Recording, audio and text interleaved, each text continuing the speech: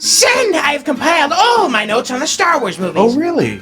Good job, Zebo. I don't have time to watch all the movies myself, so I'm glad you absorbed all the information so that both of us will have it. Well, it's kind of long and complicated. I had to take notes because I kept forgetting the plot. But if I read my notes to you, then you can remember for me. Oh, I should have known watching movies was too much for you to handle. Okay, read me your notes. Just make it quick, Zebo. Patience, my young Padawan learner. You cannot rush art. It all begins with our protagonist, Obi-Wan Kenobi, and his buddy, Beardman.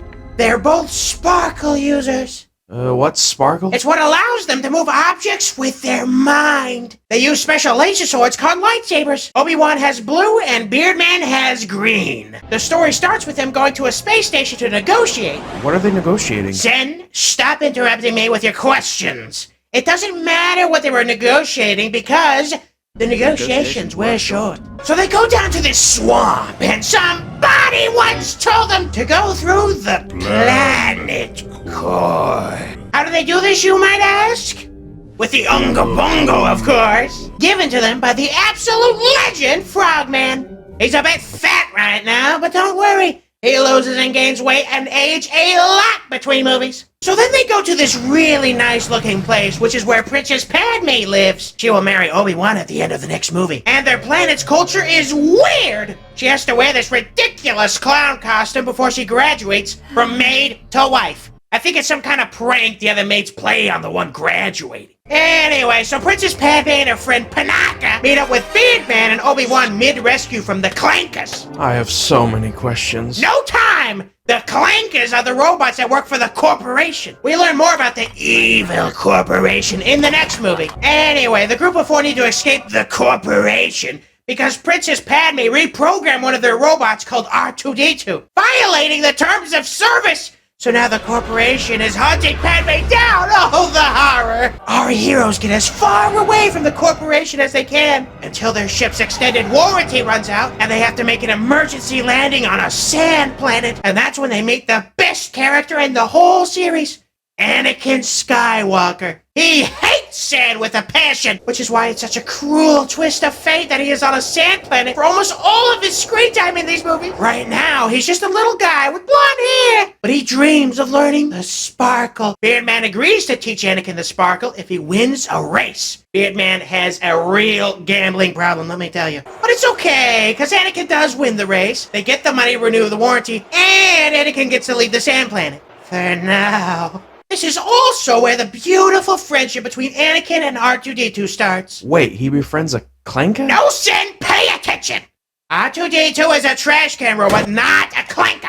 The group returns to Padme's house for a party, only to find out the corporation has invaded. See, she didn't renew her life insurance policy, so the corporation sent clankers to terminate the coverage. But the Clankers didn't stand a chance because Frogman sends his entire swamp army to fight the Clankers. Tragically, every single soldier in Frogman's army died except for Jar Jar. Oh, I know Jar Jar. The humans on the internet really seem to dislike him. That's because all of those humans aren't real Star Wars fans. They don't understand the complexity of Jar Jar's character arc. Jar Jar has such a bad case of survivor's guilt that he isn't present for the events of the next 3 movies, while he tries to change the political landscape of the galaxy for the better. Oh, I didn't know he was such a noble character. Was he successful? No, that's the saddest part. He is tricked into helping the owner of the evil corporation legally expand his monopoly. A more tragic hero's downfall you will never find. Wait, who is the owner of the corporation? Well, in the movies, he's operating behind the scenes, and that's why it's called the Phantom Menace. At this point, the evil corporation is kind of small. They only just opened a franchise shopping center in the area. Well, before Anakin and his new best friend R2-D2 blow it up. Oh, Zebo, that's terrible. What kind of lesson is that for human children? Don't worry, Sen. There's a really good moral here. Blowing up that shopping center may have provided relief in the moment, but later it causes the evil corporation to double down, which is why a lot of people say that this is the start of Anakin's turn to the dark side. He acted on impulse. He was too focused on stunts like spinning, that's a good trick, He didn't think it through. It's like what Bannon always says whenever I do something awesome. Oh, the folly of youth. Very applicable to Anakin as a character. So the first Star Wars movie has a sad ending? No, it's a happy ending. When the battle is over, our heroes do get to throw that party. And Frogman is given a gift that sucks his life force into a blue ball. Which is how way later in another movie he is able to return to life after being a ghost. But Beer Man was injured during the battle when he fought the corporation's district manager, Darth Maul. They have an intense duel of fates. Obi-Wan cuts Maul in half with his lightsaber. Beer Man almost doesn't make it. So he has to go to the barber and get beard and hair extensions to survive. And he needed a lot of extensions because the next time we see him hanging out with Obi-Wan, we can't even hear what he says, because it gets muffled through all the hair to sound like growling. Don't worry, though. Obi-Wan can still understand his buddy. There's no amount of hair that can come between their friendship.